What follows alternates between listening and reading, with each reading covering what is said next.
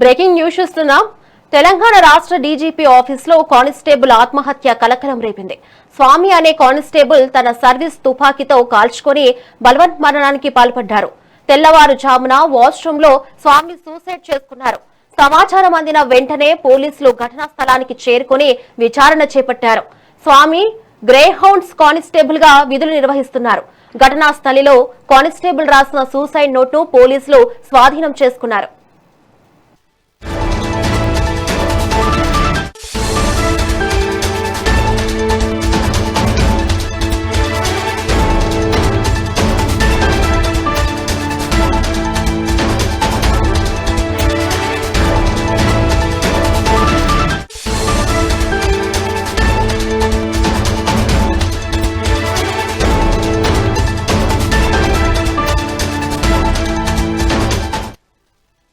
అయితే ఏదైనా తప్పు చేసి ఉంటే తాను మాత్రమే చేశానని ఆ లేఖలో పేర్కొన్నారు.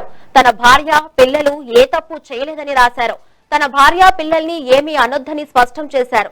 వాళ్ళు మంచి వాళ్ళని, తాను చనిపోయిన తర్వాత ఎవరైనా తన భార్యను పిల్లల్ని వేధించినా హింసించినా దయ్యమై వదిలిపెట్టనని హెచ్చరించారు. ఎందుకంటే వాళ్ళంటే నాకు చాలా ఇష్టమని లేఖలో పేర్కొన్నారు. అమ్మని అక్కని జాగ్రత్తగా చూసుకో అంటూ కొడుకుకు సూచిస్తూ డైరీలో స్వామి సూసైడ్ నోట్ రాశారు. ఇక కానిస్టేబుల్ బలవన్మరణంపై కేసు నమోదు చేసిన పోలీసులు దర్యాప్తు చేపట్టారు. స్వామి ఆత్మహత్యకు గల కారణాలపై ఆరా తీస్తున్నారు. కానిస్టేబుల్ మృతదేహాన్ని డీజీపీ కార్యాలయం నుంచి ఉస్మానియా మార్చురీకి తరలించారు. క్లూస్ టీం, ఫోరెన్సిక్ అధికారులు అక్కడకు చేరుకొని ఆధారాలను సేకరించారు. కానిస్టేబుల్ స్వామి రాసిన సూసైడ్ నోట్ పై అధికారులు దర్యాప్తు చేపట్టారు. అయితే స్వామి సూసైడ్ కు బెట్టింగ్ కారణమని ఉన్నత అధికారులు అనుమానిస్తున్నారు. విషయం తెలిసిన వెంటనే స్వామి కుటుంబ సభ్యులు డీజీపీ కార్యాలయానికి చేరుకున్నారు. కానిస్టేబుల్ మృతితో భార్య పిల్లలు కన్నీరు మున్నీరవుతూ విలపిస్తున్నారు.